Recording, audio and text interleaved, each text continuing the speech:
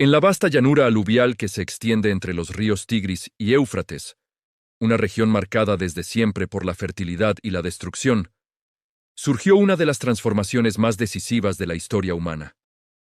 Allí, donde las crecidas anuales obligaban a organizar canales, diques y sistemas de riego, las comunidades agrícolas comenzaron a agruparse de forma estable.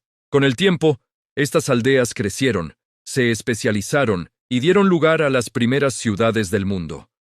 Mesopotamia, la tierra entre ríos, se convirtió así en el escenario donde el ser humano dejó atrás definitivamente la prehistoria y comenzó a registrar su paso por el mundo. En este contexto nació la escritura cuneiforme, no como un acto artístico ni espiritual, sino como una herramienta práctica.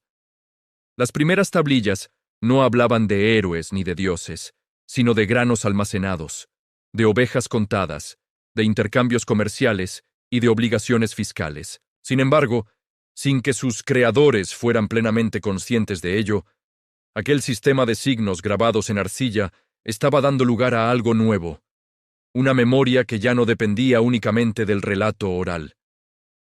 Por primera vez, la experiencia humana podía fijarse, conservarse y transmitirse más allá de una generación.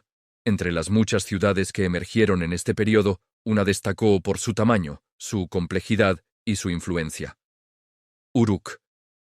Hacia finales del cuarto milenio antes de nuestra era, Uruk se había convertido en una auténtica metrópolis para los estándares de la época.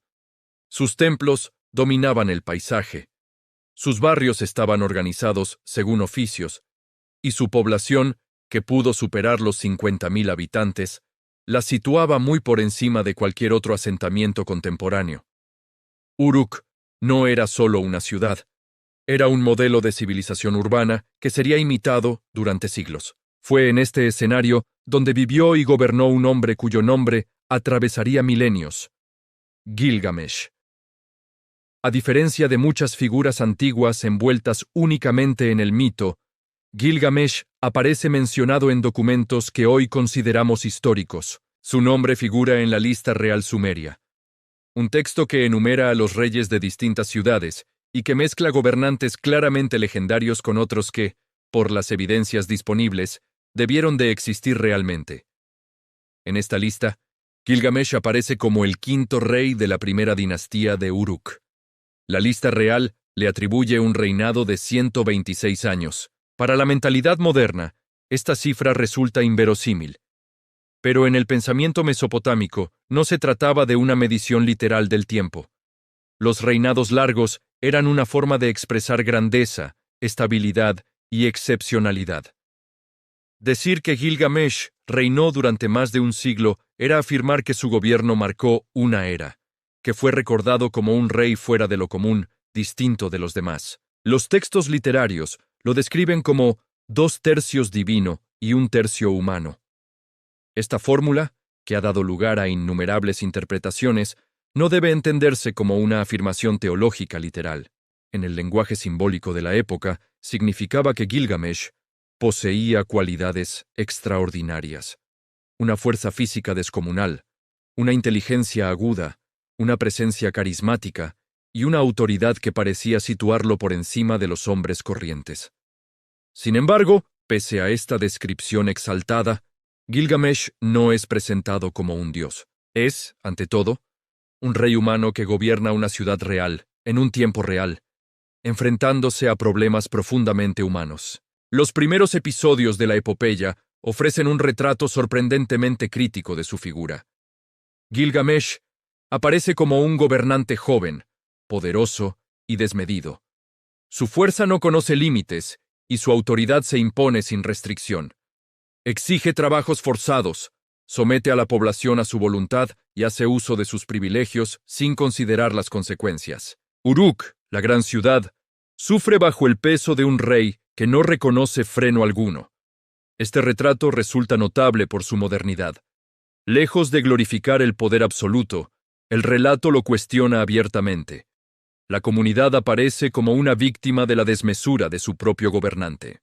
El conflicto inicial de la historia no es una guerra externa ni una invasión extranjera, sino una tensión interna. La relación entre un rey y su pueblo, entre la autoridad y la justicia. Este conflicto refleja una realidad histórica concreta. En las primeras ciudades-estado mesopotámicas, el poder político aún estaba en proceso de definición. No existían constituciones ni sistemas claros de control.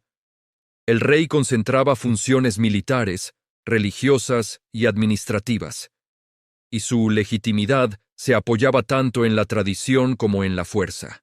Gilgamesh encarna ese momento de transición en el que la figura del gobernante todavía no está plenamente delimitada por normas. Es en este punto cuando la tradición introduce a Enkidu. Enkidu no es un dios ni un monstruo, sino un hombre criado fuera de la ciudad, lejos de las leyes, los templos y las jerarquías.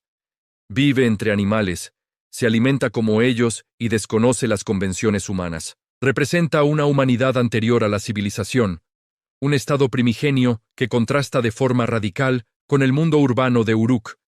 La aparición de Enkidu no responde a la lógica de un enemigo tradicional.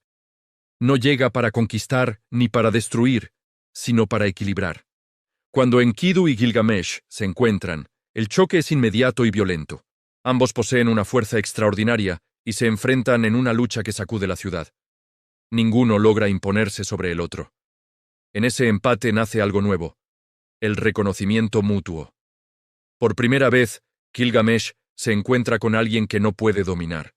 Por primera vez se enfrenta a un límite real. Enkidu, por su parte, entra en contacto con la ciudad, con la organización humana y con una forma de vida que hasta entonces le era ajena. De este encuentro surge una amistad profunda, una alianza que se convertiría en uno de los grandes hitos de la literatura universal. La relación entre Gilgamesh y Enkidu no es idealizada ni sentimental. Está basada en la experiencia compartida, en el respeto ganado a través de la confrontación y en la conciencia de igualdad. En términos simbólicos, Enkidu representa aquello que a Gilgamesh le falta: la conexión con la naturaleza, la humildad, el recuerdo de un tiempo anterior al poder absoluto.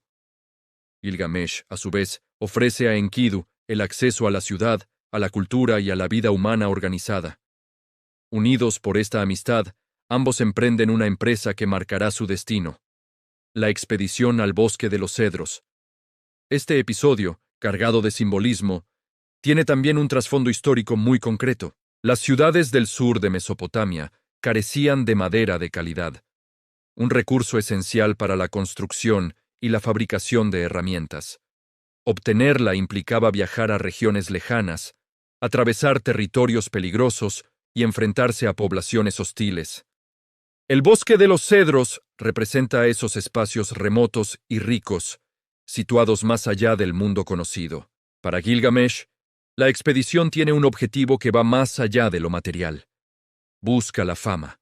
Es consciente de que la vida humana es limitada y desea que su nombre perdure más allá de su existencia física. Si no puede ser inmortal en cuerpo, lo será en memoria.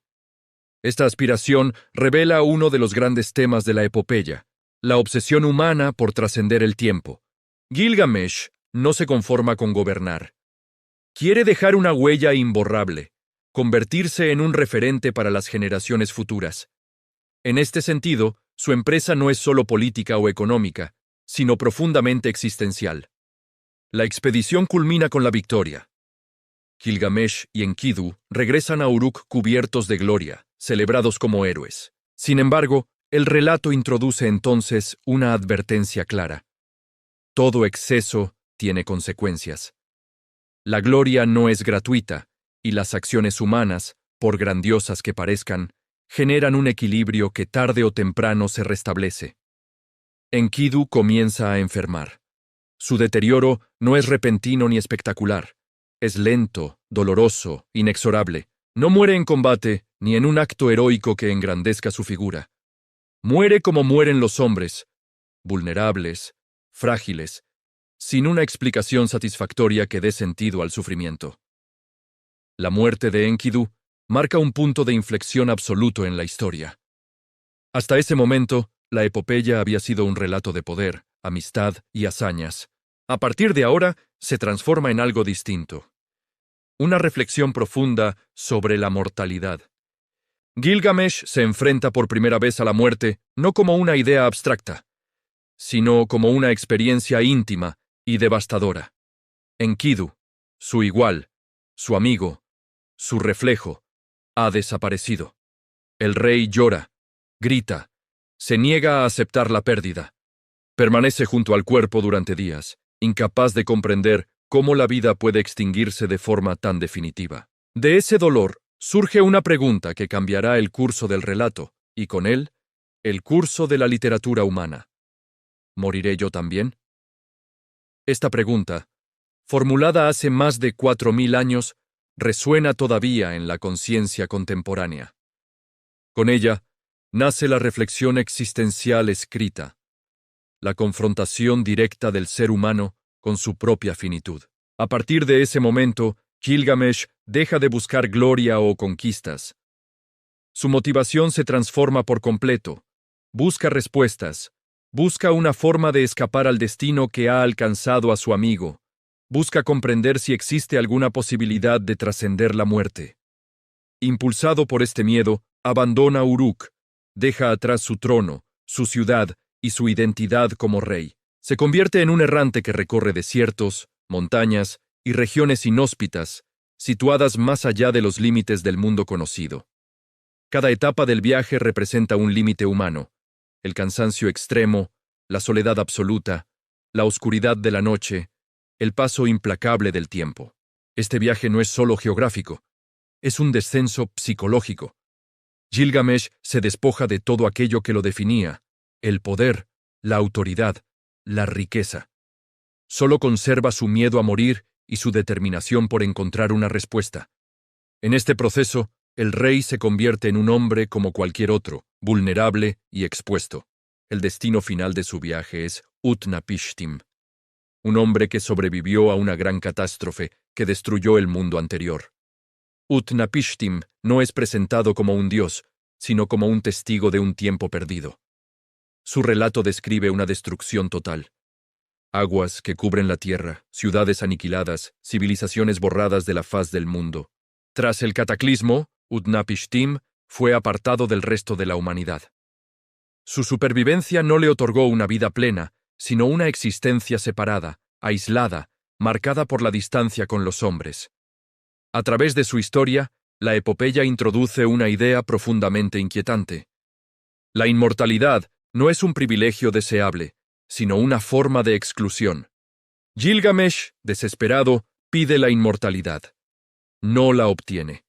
Incluso cuando se le ofrece una última oportunidad, simbolizada por una planta capaz de devolver la juventud, la pierde. El fracaso es total e irreversible. Este desenlace no es casual. Constituye el mensaje central de la epopeya. La historia no promete salvación ni ofrece consuelo fácil. Afirma algo mucho más radical y honesto. La muerte es parte inseparable de la condición humana, y no existe escapatoria. Derrotado pero transformado, Gilgamesh regresa a Uruk. Ya no es el tirano del inicio ni el héroe arrogante de las primeras hazañas. Es un rey consciente de sus límites. Al contemplar las murallas de la ciudad, las mismas que mandó construir, comprende que su verdadero legado no será su cuerpo, sino aquello que deja atrás. Uruk, la ciudad, sobrevivirá más que él. Sus obras, sus leyes y su memoria perdurarán. Gilgamesh ha aprendido que la permanencia humana no reside en la inmortalidad física, sino en la huella que se deja en el mundo. Gilgamesh murió. Su cuerpo se perdió con el tiempo. Pero su historia sobrevivió porque fue escrita. Grabada en tablillas de arcilla, enterradas durante milenios y rescatadas por la arqueología moderna, su voz ha llegado hasta nosotros. No como la de un dios, ni como la de un mito vacío, sino como la del primer ser humano que dejó constancia escrita de su miedo a morir. Por eso, Gilgamesh sigue siendo reconocible hoy. Porque en su historia no vemos un pasado remoto y ajeno, sino el origen de una pregunta que aún no hemos dejado de hacernos. Con Gilgamesh no comienza solo la literatura. Comienza algo mucho más profundo: la autoconciencia humana escrita. Hace más de 4000 años, un rey de una ciudad, hoy en ruinas, comprendió que no podía vencer a la muerte, pero también comprendió que podía ser recordado. Y en ese acto nació la historia.